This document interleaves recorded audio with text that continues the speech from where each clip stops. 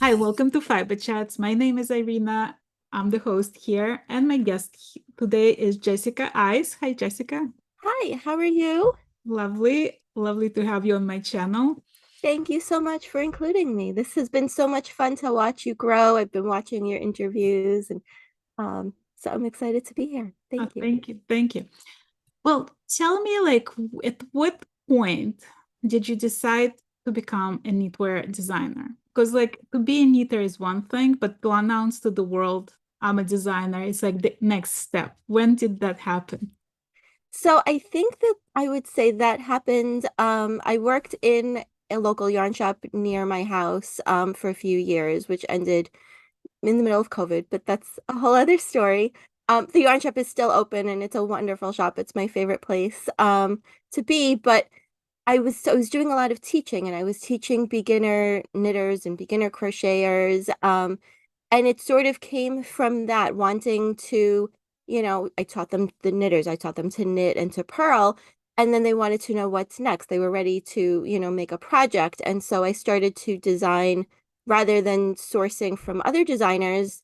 The owner of the yarn shop was very encouraging. And she said, why don't you write your ideas down and I'll help you turn it into a pattern. So she kind of gave me a little start, a push in that direction. And it was nice rather than, scribbling some instructions for, a pattern on a piece of paper for them to have something, more professional that I could share with them. And so I started with that.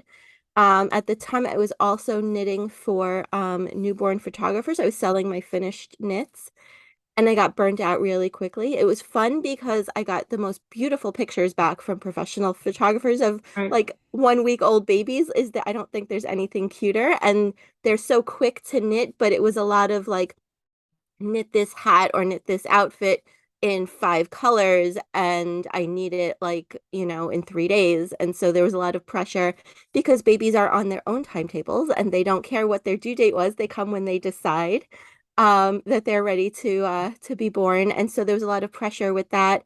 And it was actually January of 2020, not knowing what was going to come, where I just was feeling so burnt out. I was up till 3 o'clock in the morning cranking out knits to ship off the next day to photographers and then going to work, and I have kids. And in January of 2020 was my New Year's resolution to myself was that I'm that's it. I'm done selling my finished knits and I'm just going to focus on the patterns.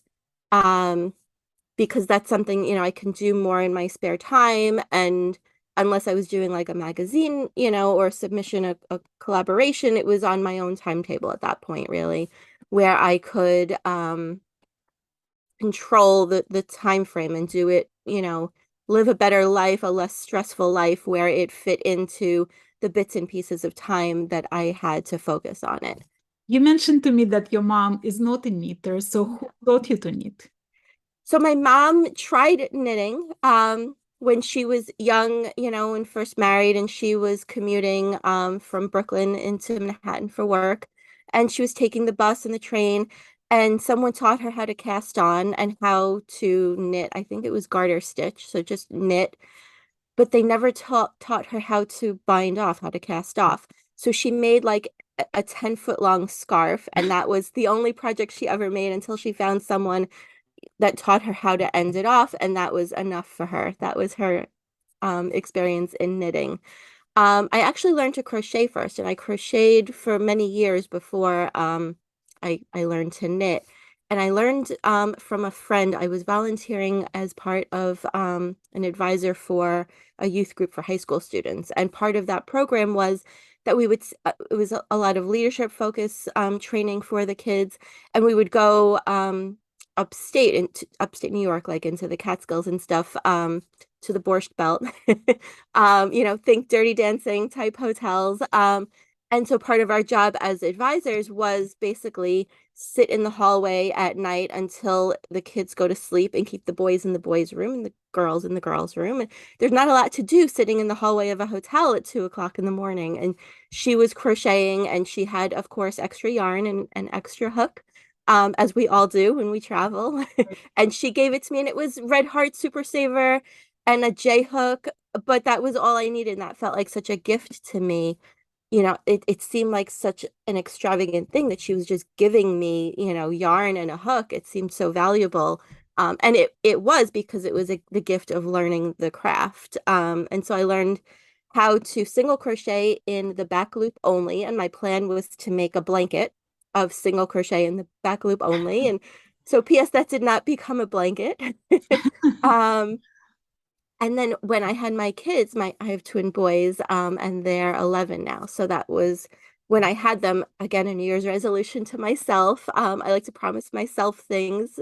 I wanted to learn to knit because I loved the way that, it was really, I fell in love with stockinette stitch, which is something so basic, but to a crocheter, that seemed like a big deal. And I was so excited the first time I knit something that looked like a sweater, I said to myself. And so I learned from YouTube, and I had struggled before with books that have pictures and they have figure one and figure two, and where that shows like where you start and where you end. And I had such trouble with the pictures trying to figure out what happens in between those two figures. And I found a video on YouTube at the time that was how to knit for crocheters, which was really just holding the yarn in the left hand because that's what I was used to with crochet. Right. And so I learned from there, and I was mostly self-taught. Later on, when I started working in the yarn shop, she's a wonderful teacher, and she fixed a lot of these self-taught mistakes that a lot of knitters have, and got me back on, on the right track. I was a very, very tight knitter. You couldn't slide the stitches on the needle, like at Well, I all. mean, when you started teaching, right? Have you ever doubted yourself? Because, I mean, if you're self-taught, and that's like my hesitation always of like when people ask me to teach them something, because I'm like, well, what if I learn it the wrong way? What if the way I'm doing it is not the proper way to teach something? Like, have you had these hesitations? I think prior to working and teaching in the yarn shop, I felt that way too. But then having that experience, and if I wasn't sure if I was doing something right, the owner was wonderful in helping me, and the other women who worked there also, like if I w wasn't like 100% on something, they were happy to sit down with me and say, you're doing it right, that's perfect, go teach it, or, make that correction. And there's a lot to be said for that learning in person because there's that, hand over hand where you can show someone physically, the stitch. So yeah, I Let's talk tried to. about let's talk about that first pattern that you published. How was that received? It was received really, really well.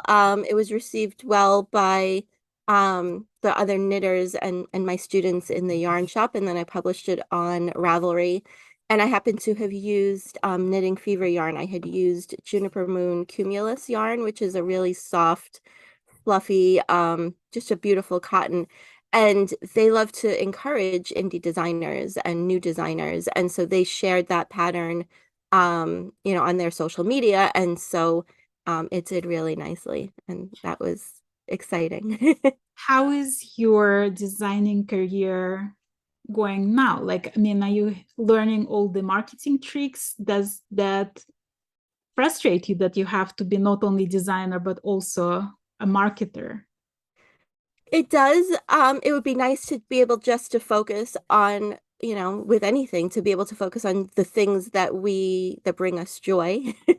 Um, I got a pop-up from Instagram the other day, and it was with a question, rate the app, are you enjoying Instagram? And the thoughts that went through my head, and this was just yesterday, was, I mean, I'm posting here because I need to be. I'm posting here to be visible, to connect with my audience. And I find that my audience tends to be not so much on Instagram. My audience tends to be more on Facebook, looking at pictures of their, kids or grandkids. And so I've focused more on building a community. I have a free group on Facebook, and that's where I devote a lot of my energy because those people have found me for whatever reason, whether it was a pattern that they liked or they bought a pattern and they needed support. And so they went, I include that information in my patterns. But I've been doing email marketing and all of that kind of stuff for a long time, even going back to when I was selling my finished knits and I had, an email list where I would, promote that there. So I've always kind of been a little bit technical and a little bit of a designer. And so that's what I like about design is that it kind of brings those two aspects together. Right. I mean, if you could delegate part of your job to somebody else, what part would that be? Posting on social media I'm sure and there's and running ads and talented that kind of young people stuff. out there who Yeah. take over. Yeah, I love connecting in my Facebook group because it's a great way to get feedback from customers like, do you like this or do you like this? Or I'm thinking of teaching a workshop. What do you want to learn? And then having that ability to, connect with them, get real-time information about what they're really interested in, because who wants to put all of the effort into teaching something that no one is really excited about? So I like to be able to poll my audience and, get their information about what are their pain points, what are they struggling with, and how can I, take my knowledge and share it with them in a way that they'll enjoy. Well, you also mentioned to me that the way you design your patterns, it's suitable for people with low vision. And Yes. So I have some family in my life who have struggled with vision loss over the years and having trouble with things that they once enjoyed, hobbies and things, not necessarily specific to knitting, but where they love to read and it's hard to really, participate in and enjoy their hobbies. They make large print books and books on tape and, all of that stuff. And I went searching for a way to kind of bring that to knitting. And so I found the Accessible Patterns Index, and there's a lovely woman. Her name is Renee Van Hoy. And she teaches a workshop on how to create patterns that are low vision, but they're also screen reader accessible.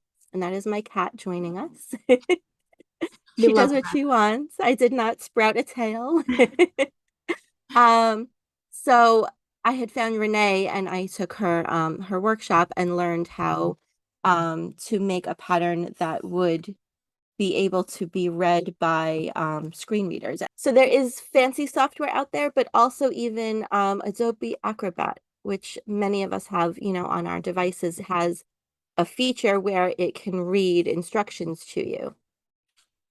But it's a little bit about adjusting the way that things are written, like when you're having a pattern read to you, it becomes difficult if the instructions say, repeat, you get to row 20 and then it says repeat rows 1 through 4. Right. And so then you have to try and go back to that page and find it. And so writing the patterns in a way that, they don't have to worry about abbreviations being read incorrectly or repeats, having to go find where those are in the pattern. And then I've also had a lot of my audience, as I mentioned, some of them, tend to be sometimes a little bit, on the more mature side. And we all, as I think all get older, our vision, it becomes hard to read little like 8 and 9 point print that is in a lot of, magazines and other things. And so not with all of my patterns, but with a lot of them. And as I continue, I've been adding this extra version, and I don't charge extra for it, but that extra version can be it's a large print font that's easy to read, and then can also be used with a screen reader program. Well, when it comes to your patterns, Yeah. are you more of an artist or you more of a technical expert? Like, how do you approach your designs? I try to approach my designs how I approach my own knitting. If I was knitting other people's patterns, I like to knit things where I'm going to learn something different, maybe a different way of casting on for a hat. Um, so, not super difficult in the construction, but a different technique. A pattern that maybe uses a knit pattern that uses a crochet bobble which are my favorite baubles because they're much sturdier than knit baubles, and I always substitute them in once I learned that. But I find myself struggling to like sit down and say, okay, I'm going to learn brioche. But if there's a pattern that I fall in love with that has brioche, then I'm much more motivated to want to tackle it because there's an end result, an end goal in mind there that, I love. So I like to include different little techniques in the pattern and kind of approach them. I tend to design more for, I call them adventurous beginners. So someone who is super comfortable with, knitting and purling and stockinette and garter, and that's not hard for them. Um, but maybe they haven't, done some other techniques. And so I like to include those or interesting cables. And I like to provide video tutorials and support so that they don't get stuck, so that they have, someone to kind of virtually at least hold their hand and walk them through as it's written in the pattern. Because you can look up, using bobble for an example, there's so many different ways to knit a bobble, and it may not be what that specific designer had in mind. And so I like to do a video that goes with it that shows exactly, stitch by stitch what I intended. How much details do you put into your pattern writing? Like, do you have hard time stopping yourself, or do you feel like you should be explaining more, but you're just tired of explaining? Like, where do you fall in that spectrum? That's an interesting question. I guess I fall somewhere in the middle. Um, for example, something like, stitch the abbreviations of, things that are used in the pattern, using that as an example. So some for say SSK would just say slip, slip, knit, and that would be the end of it. And you're kind of on your own to figure out what that actually means or what that looks like. And so I like to try to write things out. It's back. I like to try to write things out where I can, and including things like that's a one stitch decrease and that's a left leaning decrease, so that they feel like they don't have, I don't want my knitters or crocheters to feel like they have to go find the instructions somewhere else. Well, when you saying that you like to teach different techniques, right? Hmm. You see some interesting stitch somewhere. Like, is it stitch driven design, or is it design first and then you find what stitches you're gonna put in? So let's say you think like, oh, I did a shawl last month, I should do a head this month, and then you find stitches for it, or do you see some very interesting stitch combination and you're like, okay, what can it be that I can make out of it?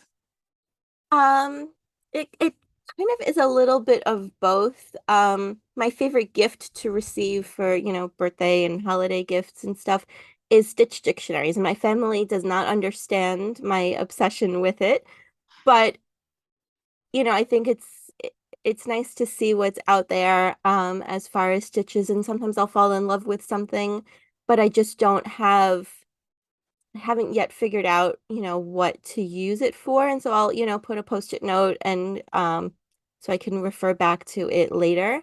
I do try to kind of alternate my designs a little bit. So, if I'm doing a big shawl one month, then the next might be, a smaller accessory. Or, a blanket and then a cowl.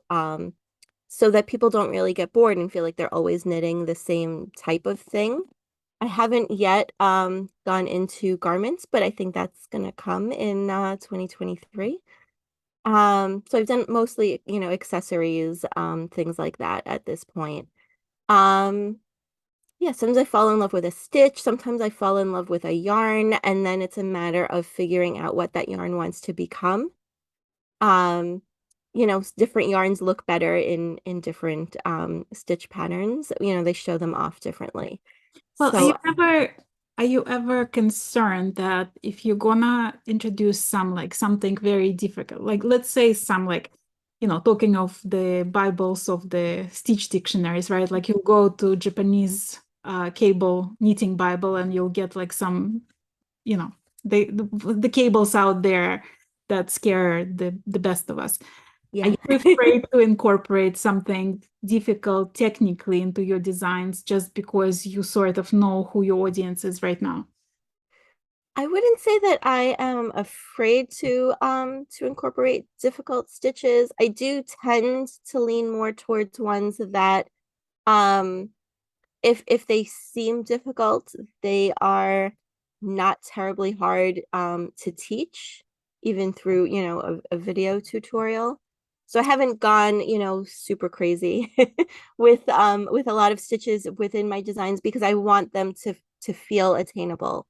I do like when things look a little bit more complicated than they really are, because I think that brings us as knitters a lot of pride to be able to say, I knit that and I achieved that, and that was, a goal, and I set out to do it, and I achieved it. Do you ever feel like after becoming a designer, because you've been a knitter and crocheter for a bunch of years Yeah. prior to that, do you ever feel like becoming a designer stops you from enjoying knitting for yourself, just like as a hobby as it used to be, that you can't devote time that to knit something that you really feel like knitting because you have to come up with the next design? Sometimes I do try to kind of watch myself and my energy level and where I'm at and take breaks from design when I need to. And sometimes it that break is knitting someone else's pattern. Sometimes I'm knitting someone else's pattern because I'm interested to see the construction and how it comes together. And so it's sort of a learning experience even for myself. And that's one of the things I love so much about knitting and crochet is that there's always something new, something different, a different way to approach something.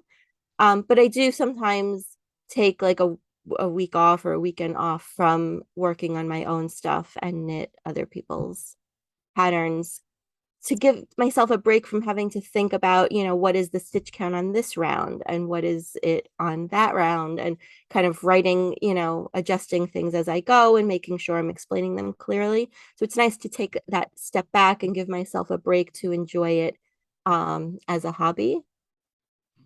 If you could have lunch with any knitwear designer, Hmm.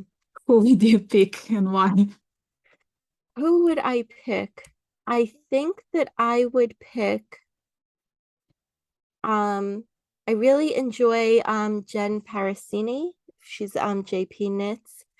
I love how she approaches design. We've chatted and stuff before. And she approaches it, she tries to be very size inclusive in her designs, and she has a background of sewing, so that comes through a lot in her construction and how she approaches her design. And I think she's very intentional and educational at the same time in how she approaches her audience. And so she's someone that I admire. Well, if you look at the like you're saying that Instagram is basically necessary evil, sort of. Um, Sorry to anyone on Instagram.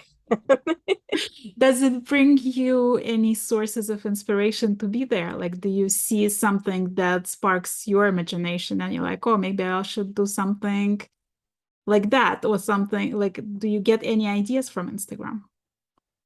I love following indie dyers on Instagram. I think that I get a lot of inspiration from their colorways and that sort of a thing. Um, I try not to, be inspired by other designers because I want it to be, my own style and, to be original, at least in the sense that, I found or created, a stitch pattern um and started, from that scratch of, the numbers and the math and the yarn and all of that. um Sometimes maybe I'm inspired by, shapes of designs and wanting to, go in that direction, seeing kind of shapes that are trending. But that is even also just in, going to the mall and seeing what is, currently popular trending fashion wise and colors and things like that. Right. I mean, you mentioned you have twin boys, and I've heard you say that they inspired the name of your company. They did. So I have twin boys. They just turned 11 this summer. Um, and so they inspired me to learn to knit because I wanted to knit things for them. And the name of the company of my brand is Double the Stitches. And so that was we had those first few like 6 months or so after they were born. I didn't really sleep very much, as most parents and especially parents of multiples go through that. And so sleep deprivation and thinking about, if I ever wanted to make anything for them, I would need double the stitches. So that was my 3 a.m feeding inspiration of if I was going to sell my work, and I needed a name for it. And so there it's named after my boys because I would always need double the stitches. Well, I mean, how is your family with all your knitting? Like they knew you before the knitting, right? And then suddenly knitting became a huge part of your life. Are Yeah. they supportive? Are they thinking like what happened? Where did we go wrong? Like where are they? um So I've always been, I guess, a creative person. And I even remember being a little girl, and maybe I was, 7-ish years old, and I had dolls, as, many of us do, and I wanted to make clothes for them. And so I remember asking my mom, to buy me stuff to make clothes. I wasn't allowed to use the sewing machine. I wasn't allowed to use a needle and thread. I'm not really sure why, but this was the 70s, so who knows? I was allowed to use a stapler. I don't understand why that was safer than than a dull needle, but whatever. And so I remember creating, cutting out and making clothes for my kids. And so I've always been sort of creative at heart, always as I mentioned before, a little bit technical. I've done before in previous lives before knitting was my main focus.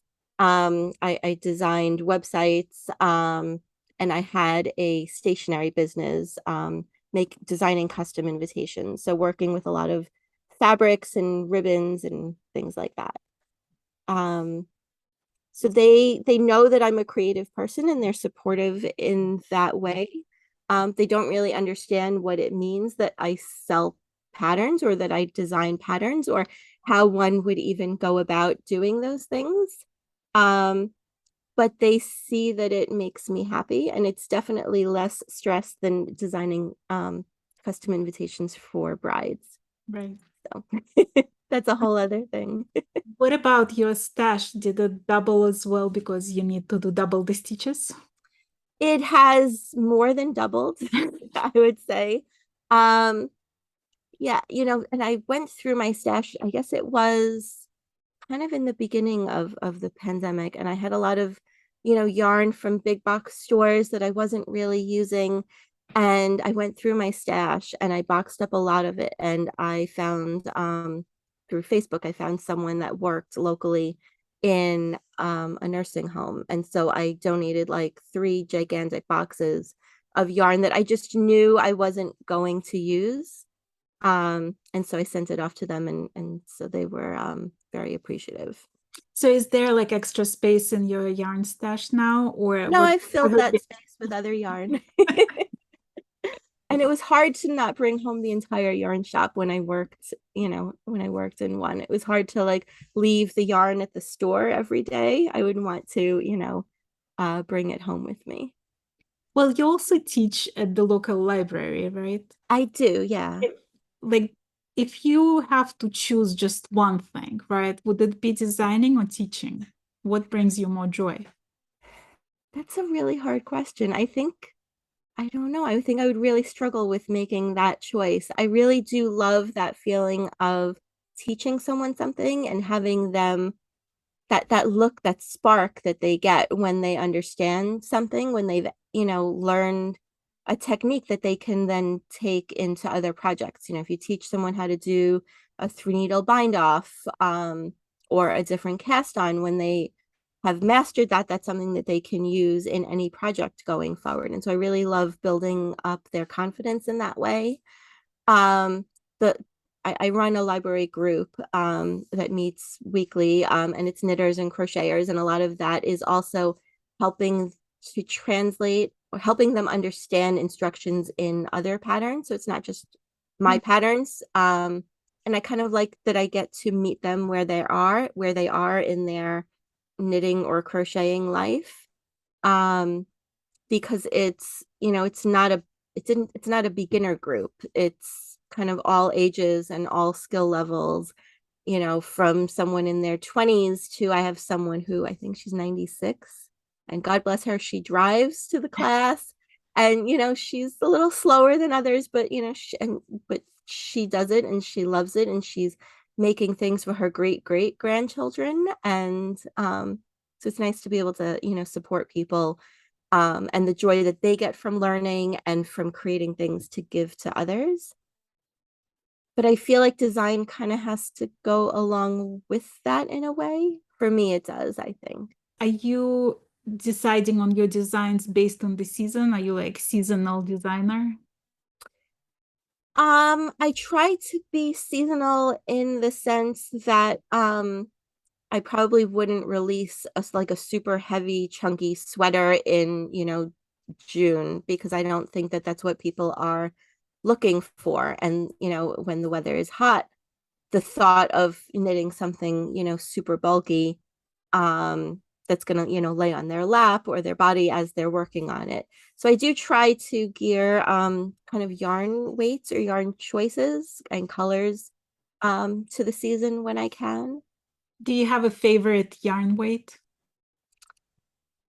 I used to say, before I started designing and getting better at knitting, I used to say that I would only knit with worsted weight yarn, and I would only knit with like a size 8 or 9 needle. And I couldn't imagine knitting fingering weight yarn and knitting socks with, you know, a US 1. Um, but fingering weight has been growing on me a lot because it still provides, if it's wool, it still provides that warmth without being heavy and bulky. So Right. I've been doing more with that. Well, where do you see yourself going with this design career? Like, do you have dreams, ambitions, plans for next year? So I have a membership that I call the Stitch Society. And so I've been putting a lot of focus into that. I've been growing my large big group and offering support and trainings and things that way. But my heart is kind of with my members. I love being able to support them. I've done things like you know, we do twice a month. The cat's back. She's very obsessed with me.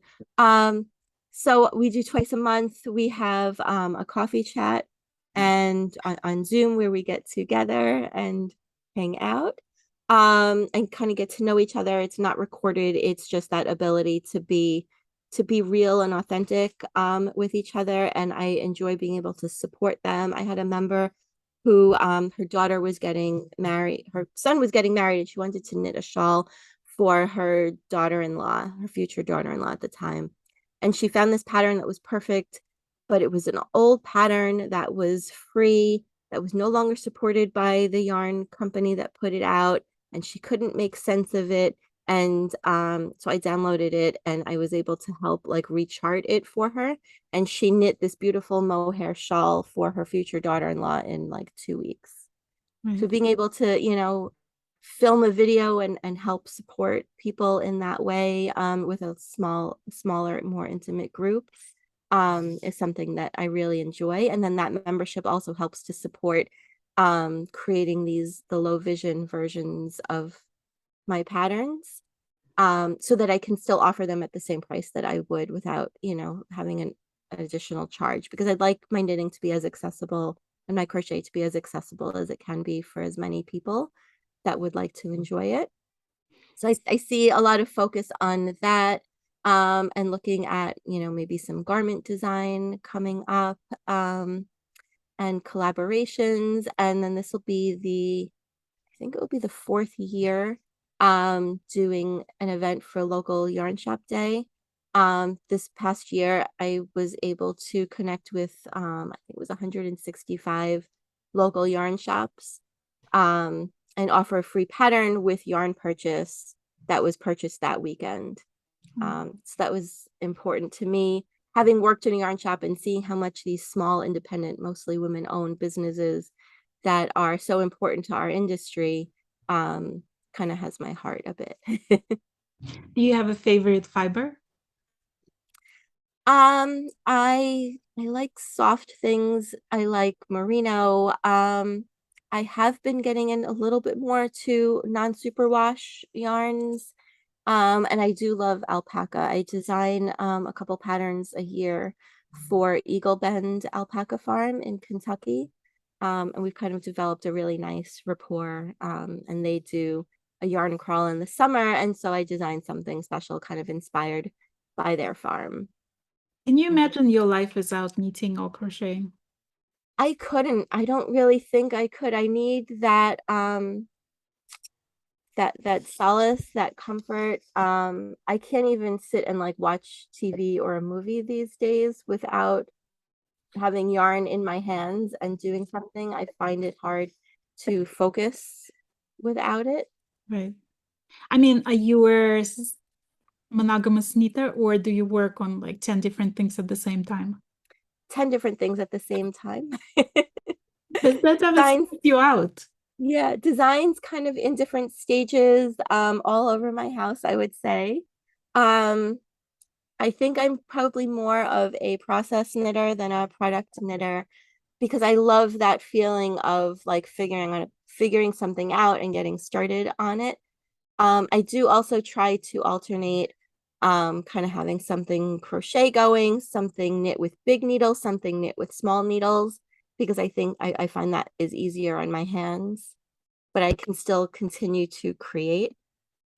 I mean, when people think about knitting or crocheting, they think of it as something like this relaxing hobby that you in this meditative space in your mind. Are you ever stressed about knitting? Um, I find myself sometimes stressed if something that I'm designing isn't working out quite as I envisioned it. Um, if the edge of something is curling or the yarn and the stitch that I thought I was going to use are not quite cooperating in a happy manner.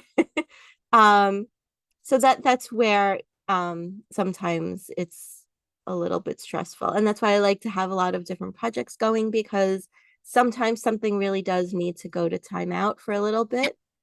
Where I can, kind of think about it in the back of my head, but it's not at the forefront of my mind, but I can still have enjoyment from the knitting or Is, crocheting. is there any technique that you like, okay, it's time to face it and I have to learn it? Is there something still left for you to learn?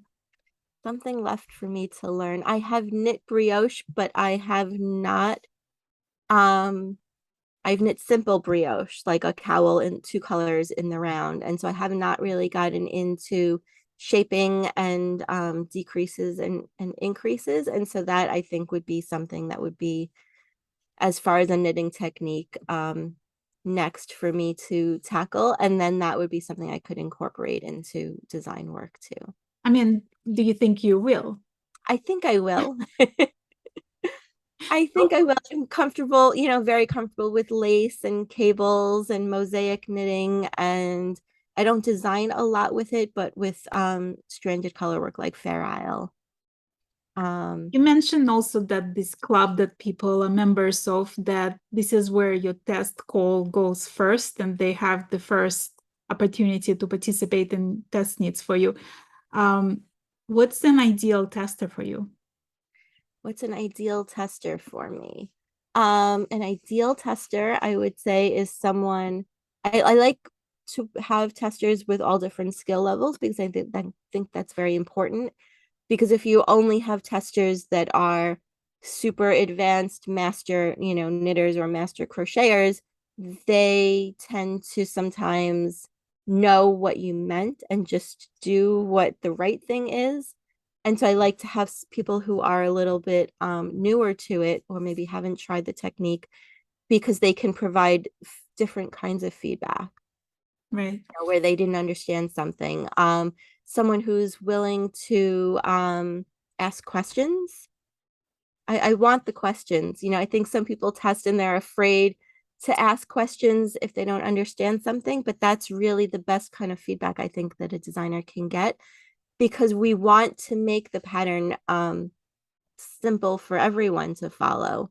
And we want to know in advance before it's published out to the world, what a pain point was, what a struggle was. And so that it might just be like a rewording of, a description of a stitch, or providing a video, to support something. And I love when they share pictures with me. And I love to see their smiling faces wearing and enjoying their finished things. But of course, that's not a requirement. That's just something that makes my day when they do share it. Well, how can my listeners help you grow? How can you help me grow? Um, so I have a Facebook group. Like I said, it's a free group where anyone is really welcome to join. When you join, I have 3 gifts that you get from me, gift tags, and like a handy reference of stitch definitions and project trackers, I think is the third thing.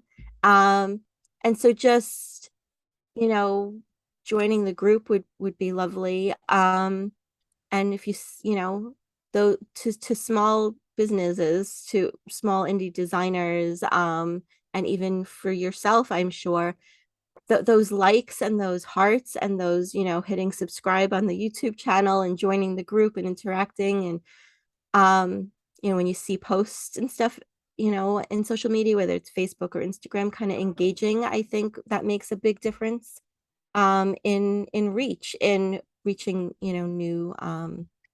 new designers. Right.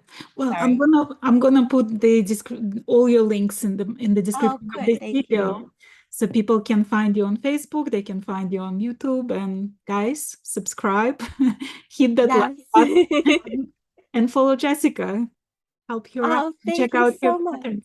Thank you for being my guest today. I really It was my enjoyed chatting pleasure. with you. Can we see the kitty? You want to say hi? Here. Say hi. Say hi. What's your name? Her name is June. Hi, June. Thank you for being on my channel. Yeah, you're here and you're purring and you love yarn.